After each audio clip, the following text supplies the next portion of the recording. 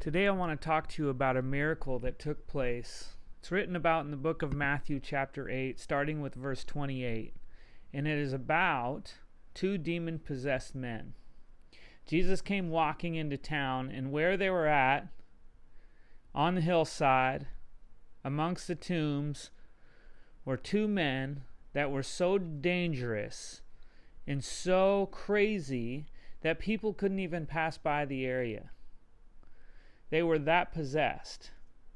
And while Jesus was still far away from them, they began screaming out about knowing that it was Jesus that was coming, knowing that Jesus was going to cast them out of the very people they were tormenting. And so Jesus was still a long ways off. And the demons saw a bunch of pigs and said, Jesus, if you're going to cast us out, can we please go into these pigs? And Jesus said one word, and that word was go. And immediately the demons left the men and went into the pigs. And the pigs rushed down the hill into the water, and they drowned.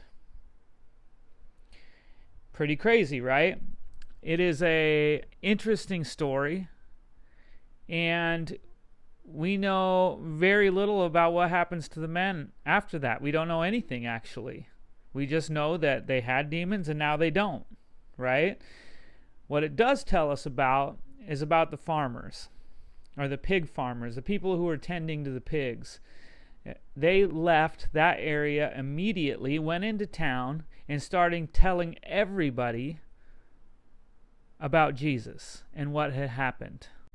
When Jesus showed up into town, the people came to him, and immediately they said, we want you to get out of here. We want you to leave our region.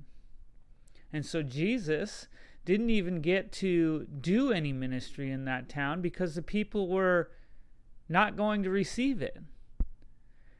And this is a problem because the people were not focused on the miracle that God had done, but instead their minds were perverted by the enemy to think about other things, to think about possibly the farmers and the fact that they had just lost all of their pigs, or they were thinking about the pigs and the fact that, oh, these poor little pigs. That's a current day analogy, right? Like people would care more about the animals and the fact that they died than they cared about the two people that were imprisoned by demons.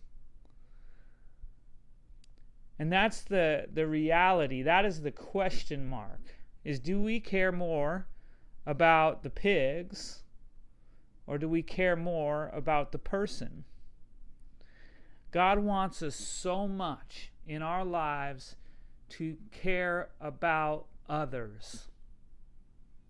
Jesus said the first commandment is to love the Lord your God with all your heart, soul, mind, and strength. And the second is like it, to love your neighbor as yourself. So the question that I bring up is, are we about the pigs? Are we about the person? And honestly, it has nothing to do with pigs, right? The premise of the story is that are we going to focus on the miracles that God is doing? Are we going to focus on all the other stuff that tries to detract from what God is doing and detract from the truth of God? I remember as a young kid, I said, God, I will believe in you if only you do this for me. And things would happen, and God would honestly answer that cry. And I would look for the excuse or look for the way out so that I didn't actually have to do what I told God I would do. And I think many of us have done things like that in the past. And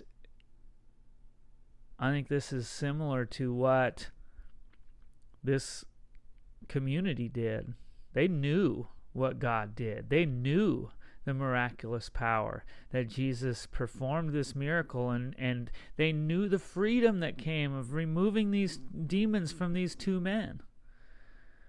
But they chose to focus on other things. They chose to focus on the pigs. They chose to focus on the farmers and thought, man, this is going to be a negative. And they walked away from what could have been a life-changing experience in their community to continue on in their demise. God is calling us to focus on the miracles. God is calling us to focus on Him and what He is doing all around us. Because if we're really paying attention, there's miracles happening around us every day. And many of us are unaware because we're too busy looking at the negative.